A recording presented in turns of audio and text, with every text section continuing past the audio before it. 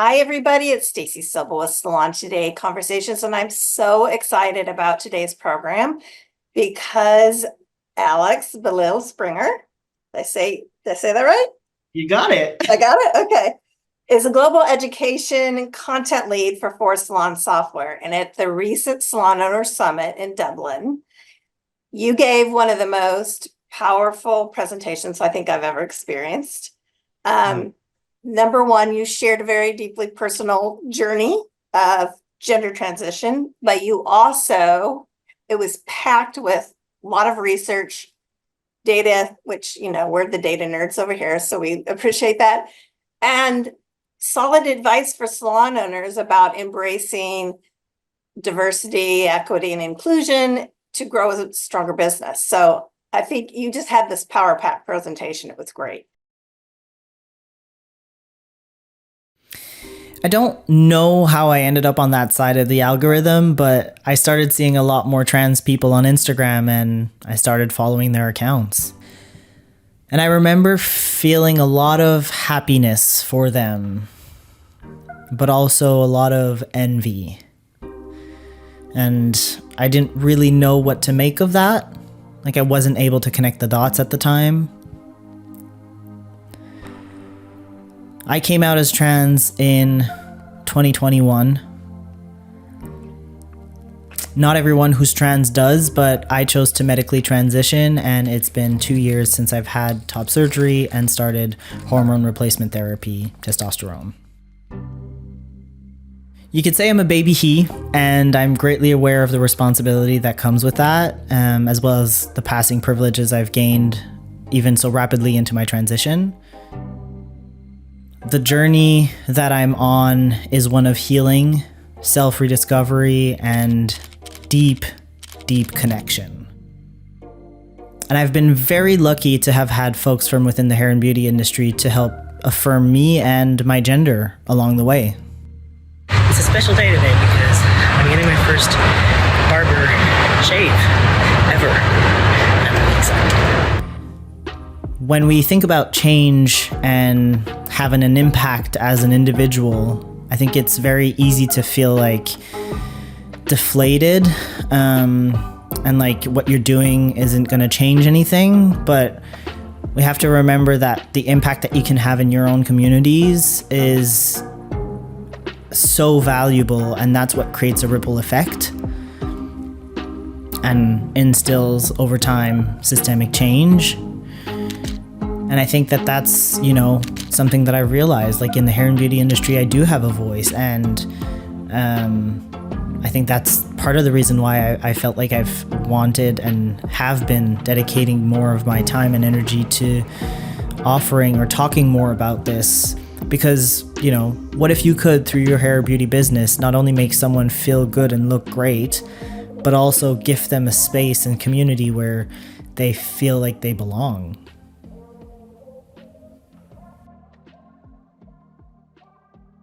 So I wanted to bring you on and kind of delve into all those things. But let's start off with why it was important now for you to share this presentation. Yeah. I'd been thinking about it for a long, long time. For different reasons. But I think one of the main things is throughout hosting the Phorest FM podcast for 8 years now, I have conversations with people from all sorts of different backgrounds. And although the vast majority of the conversations are really joyful and, it's all about like, oh, I feel so great in the industry and it's so amazing. There have been some episodes where, I'll get someone to mention, well, I'm thinking of my good friend, Chris Aaron. It's actually on the Phorest FM podcast from a few years ago, but he was like, when I was growing up, I couldn't find anyone in my neighborhood who could do my hair. I had to drive out of my neighborhood to find someone who could do my hair. And, same with Kate Owens, who, is the founder of the salon Sensory Safe Solution. And, like when she was trying to get her kid a haircut, often what people would say was like, well, kids with, autism or autistic kids, it's either you get them a buzz cut or they just have this super long hair. And that just never really felt right to me. And it resonated in terms of my own experiences. And then the other kind of like part to why, I guess the why behind why I wanted to present this was I have been medically gender transitioning for the past 3 years, 2 years. Yeah, 2 years. And I was trying to find a way to, I guess, communicate that with people who've known me for 8 years on the podcast. I'm not necessarily someone who's big on like press releases or that kind of stuff. So I was like, if I'm gonna announce it, is there a way for me to have an impact also? Because that's also something that I think I've always been really like strong on throughout my life. I want to have like, I want to be a part of something bigger than me. I want to, instill change some way or another. So it just kind of like came to mind. I was like, well, you know what? This seems like the perfect opportunity if, it goes through. So I pitched the team and I was like, at the end of the day, when you think about it, hair, especially when you think of hair, because it's the first thing that like, is visible. I think it's just like a huge important part of our identities and how we see ourselves. And for a lot of gender non-conforming folks, getting a new haircut that aligns with their gender is like can be the most gender affirming thing they have access to. And I was like, this is like the perfect industry to instill so much change. And if we can bring that understanding on top of like our what we already know in this industry to be true, like making people look good and feel great, then it's a win-win. Like, why not? So yeah, but it was important for me to also like pack it in with data and research and advice and all that kind of stuff, not just talk about me, because it's not about me. Now, you shared this with me recently, but it wasn't a given that just because you work for Phorest, you would be accepted as a speaker. So they actually made you go through the process they make any external speaker applying to speak was. But why did you, there are a lot of opportunities in the beauty to have this kind of presentation. Why did you think that was the best place to give it first? I think so. The last time I had been on stage, like because of the pandemic, was 2018. And 2018, I had like a few occasions. One was the one time in LA that we saw each other, and I was hosting a panel talk. I'd spoken in Seattle for a tech event as well, and so it had been quite some time, and I was feeling a little nervous, at the idea of just like going somewhere where the majority of the people wouldn't know me. I didn't know, like the climate around trans identities isn't necessarily like the most safe feeling one right now. So I had a good hunch that the Salon Owners Summit audience would be a safe crowd to do that at and with. And, I think there was like a layer of familiarity to it as well, just because of, me hosting the show of the Force FM podcast for so long. So I felt like there could be like, it could be a good opportunity to communicate that to the people who have been, behind the podcast for so long, tuning in every Monday, but also make me feel safe in that sharing that space, and sharing that personal experience, especially as a first time. I do want to bring it elsewhere, but it was just like, I need to break the ice somehow. And I feel like this could be like the right place to do that. And see how it feels to you when you've done it. Yeah. So, exactly. So let's talk a little bit about how have you felt alienated in a salon or barbershop in the past? I guess various different ways. Nothing ever like major to, I'm sure a lot of people have had it, way worse than me. I've never been turned away, about for a service or something like that. And it's unfortunate. Like I know that some people have been turned away. I know some people have been turned away. Yeah. Yeah. And it's for really all kinds of reasons, but yeah. And it's sad, it shouldn't be the case. I think like for me, the ways that happened the most was, I think the earliest I can remember anyways was as a kid, teenager. I have short hair now and I've kept it short for like years at this point, but I come from like, my dad's side of the family is Black, and so I have a lot of, different origins, and my hair is super textured and it was super curly and extremely voluminous. There's a photo of me from 2007 that like whenever I show people, they're like, who is that? Like, what? I can share it with you, but yeah, like, and so no one really knew how to cater to that type of texture and or volume. And so, it was always like a hit and miss. If I didn't go to the same person that I knew I trusted, it was a hit and miss. Like I could walk out looking great for the first day, but as soon as I took a shower, then it was like a disaster for the next however long, depending on how short I cut it. So that was challenging. And I stuck with the same hairdresser for probably close to a decade, just doing that. And then every time I would switch, it was like a conscious, like, I'd have to do a lot of research and just like make sure that they had been cutting hair in similar kind of like textures. And then the other side of it, in the beauty industry, spas were always like super uncomfortable for me because, well, first of all, I wasn't comfortable in my own skin. Right. So just the idea of having to be in a bathing suit, and going to the changing room where I knew that I would be quite scrutinized, I guess. Like I would feel people's looks on me, like you're in the wrong, changing room. I had a androgynous look, so it just never really felt comfortable. I wouldn't say unsafe, but just never felt comfortable. And so it just didn't, like, the combination of all those things, I just didn't want to do it. Right. And unfortunate because, going to the spa is one of the nicest things you can do for yourself, honestly. So yeah, I missed out on that for many, many, many, many years. And, just when I think about today, things are obviously a lot better for me in terms of like my relationship to my body. But still, with the climate around everything that's going on in regards to transgender issues, or, what people talk about in the media, at least, it's always a little like nerve-wracking to, if I go get a massage, like fill out the form and I have to disclose that I've had top surgery. And then I'm like, okay, well, how is that person going to respond? I don't know my massage therapist at the end of the day, like, so there's always a bit of like, oh, is that going to be okay today? Like, I get my, meant to feel safe, or how can I navigate this, in a way that feels comfortable for me?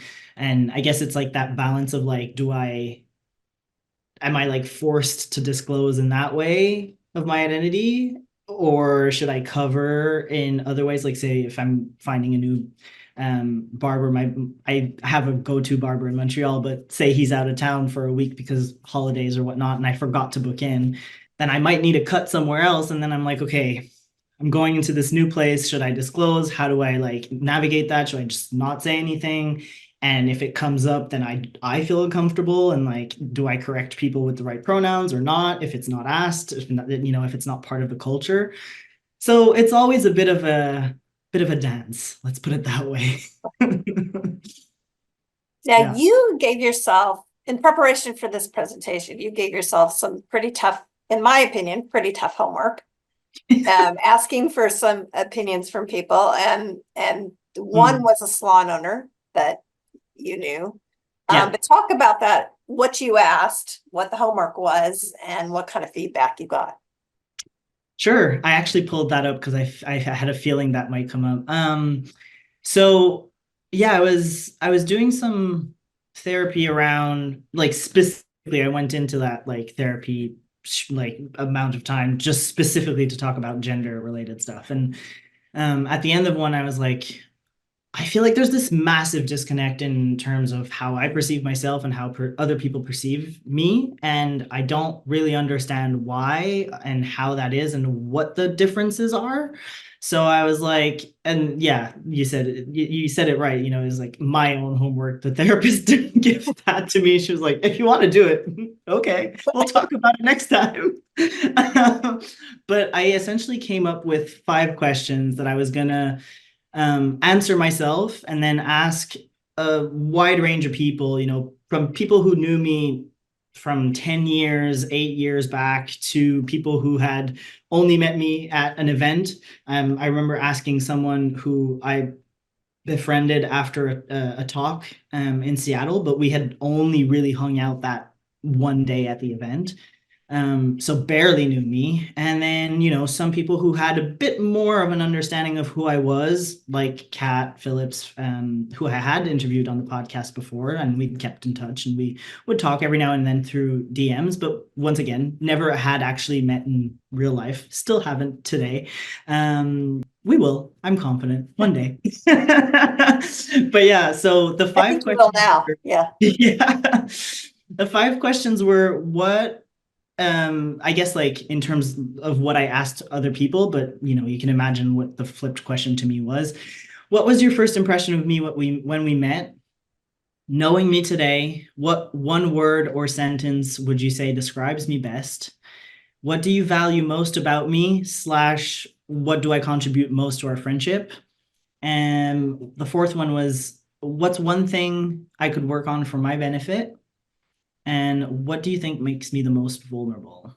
And I mean, I had a lot of amazing, spot on responses, some that were, I guess, more hard hitting than others as well, some that I didn't expect. I think Kat was the one who hit me with the responses that I didn't expect, but that were very, very true. And I still to this day, it's a mystery how she really put you know the finger on it at the time, but she did, and it was like a bit of a pivotal moment, I think, for me, you know, to hear that. But yeah, I pulled the answers from my notes because I have kept them all this time. So if you want, I can share maybe a few or a couple. I know you shared hers in Yeah. particular on stage. And this is from someone that you've interviewed, but, and I've been in that position a lot, interviewed, but not actually met.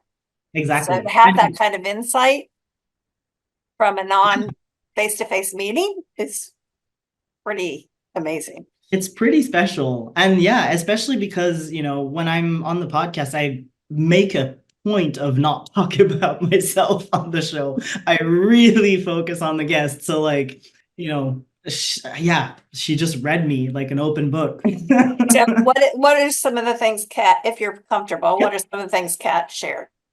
So Kat's first impression of me was, what a cool human, similar to me in the nomad gypsy way, made me curious to learn about you. Let's just say your book had a great dust jacket, which I thought was really sweet. And yeah, the knowing me today, what's one word or sentence that describes me best? She said, that's the one that I shared at the summit. She said, lost. I don't want to answer this one. You know, I say that only because you appear to need to have a map to feel secure in where you're headed. I think that you see yourself as lost without a definition of yourself. And then she said, you know, I'm sorry, that was a shit one to have to type.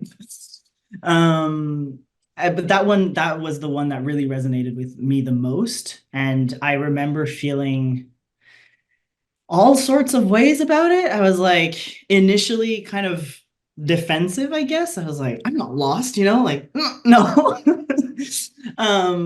But the more I reflected on it, the more I was like, actually, yeah, maybe I am. Maybe I'm very, very far away from like what I have known myself to be all these years, because I've been, you know, covering and just masking everything, the nicest parts about me that I have just no idea how to love or care for yet. I find that courageous of her to put those words down too. I mean, it is. It's a hard assignment. It's a hard assignment to do for anyone. Yeah, 100%. And I made sure, I didn't just center the questions. I obviously told her about my thought process and why I was doing it, and asked her, if I do this, if I send these questions over, can you be 100% honest with me? Like I don't want like anything sugar coated. I So want you you to tell me. opened it up for that. Oh yeah, 100%. And yeah, I guess like the other one that I could share, what do you think makes me the most vulnerable? The need to define that which doesn't really require a definition except to yourself. Also why I chose the word lost. And I thought that was really interesting. I was like, you know what? Yeah, possibly, because those are the parts of me that I've been hiding so hard, that I haven't been accepting in myself. So yeah, they are probably the ones that make me the most vulnerable. I think your therapist should have given you a free session for doing all that homework. Bringing its results back. Yeah.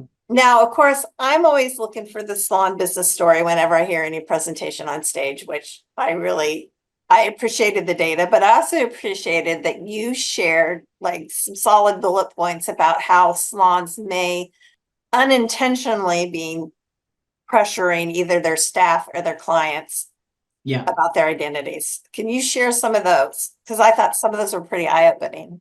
Yeah, I mean, there's plenty, and I only shared a few, ever so much that could fit on like 3, 4 slides at the summit. But you know, thinking about whether you have anti-discrimination policies in place in your operational handbook. Do you have anti-racism policies in place?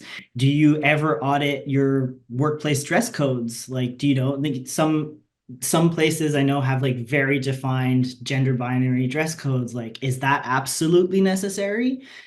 Are you potentially, making people feel like they need to cover parts of their identity to fit into that kind of standard? Caregiving leave policies, they're often also very gender binary driven, but what about same-sex families, like, parents, and how does that fall into place? Pricing. Pricing menu, there's inclusive processes that you could have, when it comes to like neurodivergence. I'm someone who, I'll often, it's an often thing with me and my partner. We're both neurodivergent, and we both kind of sometimes forget that we'll read something out and we're looking for the other person to process it, but it's like I can't process that amount of information just with audio. I need to like be able to see it, to read it. And so like, are you expecting everyone to understand everything that you're listing out if you're in a stand-up, for instance, in the morning huddle? Can you follow any meeting up with, bullet points, actions that you can send over to people?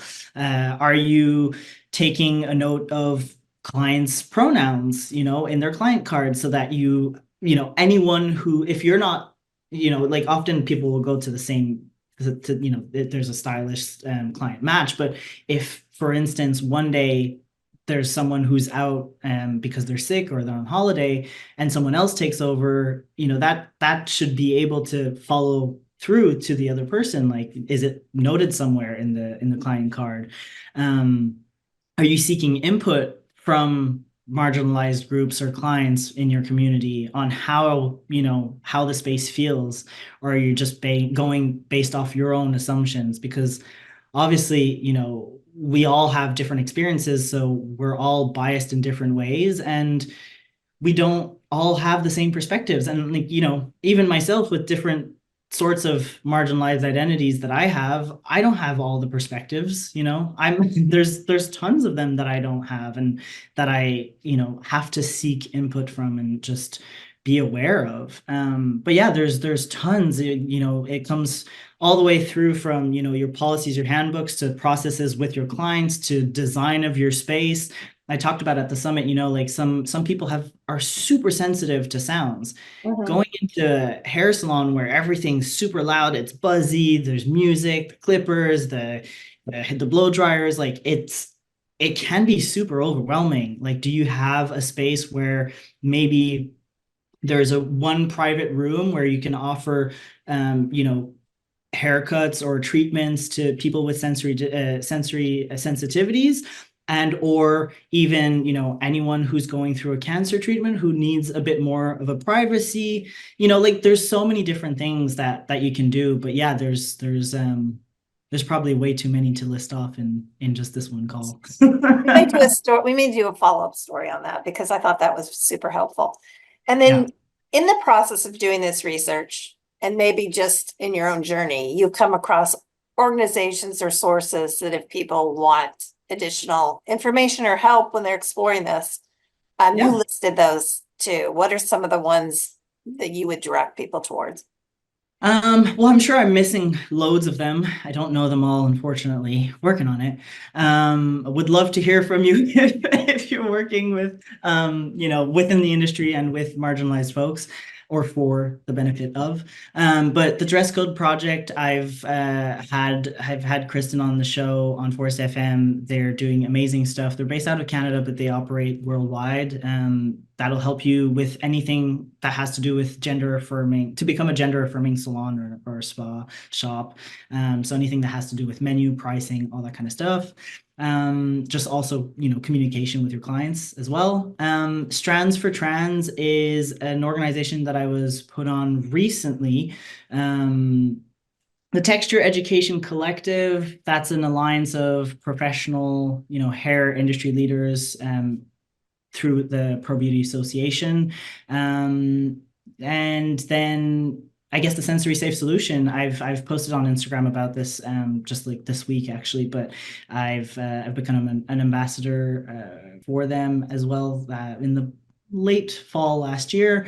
And they provide professionals with research-based curriculums as to how to support guests with autism or with sensory sensitivities. So those are great places to start, but obviously anywhere you're at in your own neighborhood, your community, there are organizations out there and charities that work with, you know, people from all sorts of backgrounds. And so if you're looking for ways to do one specific thing, you can always reach out to those organizations and they will very likely be more than happy to help in any capacity. That was great. And I want to take you back to the summit for a second. When they brought you on stage, they introduced you as Zoe. And then at the end, you reintroduced yourself as Alex.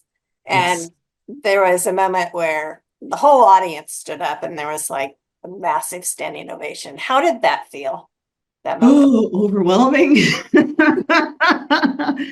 I remember at the start, I was like, you know, I want this to be a learning experience for everyone, including me. You know, I'm learning to let myself be perceived. And that was a moment where I was like, I don't think I have ever been this perceived. It was a lot. It was emotional. It was It was emotional. very emotional. Yeah. I mean, I watched the video back recently, and the very end where I'm reintroducing myself, like I remember people were saying like, yeah, your voice cracked up, you know, when you were saying, and I didn't realize how much it had cracked up, but I was like, ooh, okay, yep. Yeah, it was a lot, but it was, you know, it was something that was so personal that I'd been thinking about for so long, that I didn't really know how to go about. I'd been using my middle name, Alex, for over a year in every other sphere of my life except for work. So I was like, how do I bridge that gap? Because like it is a gap and I want it to close. Like I'm done like navigating the two. And I think I just, yeah, it wouldn't have felt right to do that presentation and not bridge that gap. It would have felt very inauthentic. So it was really important to me to do that. And I'm glad it was super well received, honestly. It was Very well received. heartwarming thing. Especially also being greeted by my team and Abby handing me a new lanyard, you know, like, I think you're gonna need a new lanyard. I'm just like That's amazing. yeah, Well, I had Alex, her crying and then she had me crying.